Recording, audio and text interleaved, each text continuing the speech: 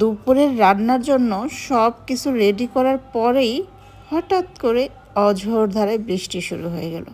যদি এই বৃষ্টিটা আগে শুরু হতো তাহলে হয়তো বা আজকে খিচুড়ির সাথে গরুর মাংস, সাথে বেগুনের চাক ভাজি আর আলু ভর্তা হলে বেশ জমে যেত। রান্নার সব কিছু রেডি, শুধু এখন চুলায় রান্নাটা বসিয়ে দেব। আজকে উস্তে ভাজি করব, ঢেঁড়স ভাজি করব, ধুন্দুল আলু দিয়ে ছোট মাছ চচ্চড়ি করব। একটু ঝোল হবে, চচ্চড়ি হবে না একদমই। আজকে আমার শাশুড়ি আসতেছে কুষ্টিয়ার থেকে, আম্মুর জন্য খাবার পাঠাতে হবে। আমি সব রেডি করে নিয়েছি। ছোটো মাছটা আমার এখনও কাটা হয়নি, কারণ আজকে যারা স্কুল ছিল, পরীক্ষা চলতেছে, ওকে আমি সকালবেলা পরীক্ষায় নিয়ে গেছি, তখনই বক্সে মাছটা বের করে রেখে গিয়েছিলাম। তো ভাবলাম আগে সবজির সব কিছু কেটে রেডি করে নিই, তারপরে ছোটো মাছ আস্তে আস্তে কাটবো। এইদিকে আমার ঢেঁড়স আর উস্তে ভাজি চুলায় দিয়ে ছোটো মাছটা আমি রেডি করে নেব।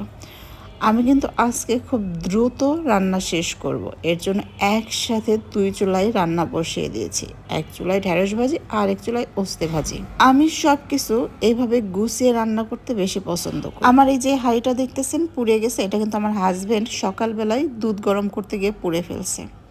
সকালবেলা চুলার উপরে দুধ গরমে ছিল, শুধু বলেছিলাম যে হালকা একটু গরম করে ওটসটা খেয়ে নিই। হালকা গরম করতে গিয়েই আমার হাঁড়ির এই অবস্থা করে ফেলছে। এদের দ্বারা কিন্তু কোনো কাজ হয় না, অথচ লেকচারের বেলায় বড় বড় করে দিতে পারে। ঢেঁড়স আর উস্তাবাজি আলহামদুলিল্লাহ হয়ে গিয়েছে। আমি কিন্তু রান্নার ফাঁকে ফাঁকে ঘরের বাকি কাজগুলো করে ফেলতেছি। আর এইদিকে ভাতের চাল ধুয়ে নিলাম, চালটা আমি রাইস কুকারে বসিয়ে দিয়েছি। বাহিরে এত সুন্দর বৃষ্টি হচ্ছে, মন চাচ্ছে না ঘরে কাজ করতে, মন চাচ্ছে বারান্দায় দাঁড়িয়ে দাঁড়িয়ে বৃষ্টি দেখি। আমার বৃষ্টি কেন যে এত ভালো লাগে জানি না, এত ভালো লাগে, সত্যি বিশ্বাস করেন। আমার মনে হয় সারাদিন যদি এরকম বৃষ্টি হয়, আমি এইভাবে দাঁড়িয়ে বৃষ্টি উপভোগ করতে পারবো। আমার কাছে এত বেশি ভালো লাগে। যাই হোক, বৃষ্টি দেখলেই তো হবে না, কাজ তো সব কমপ্লিট করতে হবে।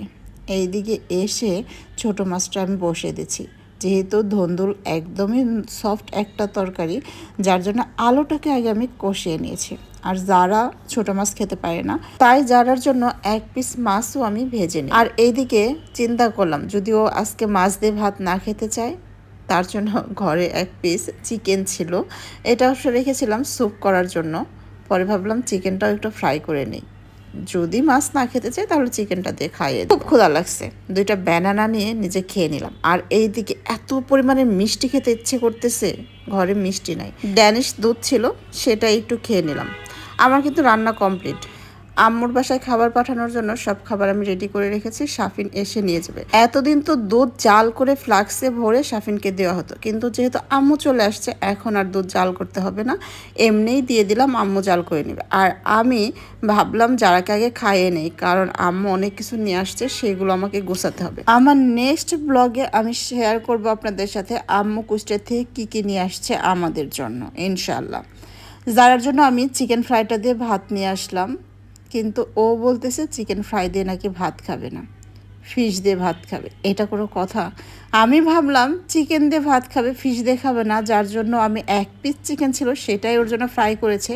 কিন্তু এখনও উল্টা ধরছে যে না, চিকেন খাবে না, ফিশ খাবে। এবার যদি আমি শুধু ফিশ নিয়ে আসতাম, চিকেন না থাকতো, তাহলে বোঝা যেত কি দিয়ে ভাত খাই, কান্না শুরু করে দিত।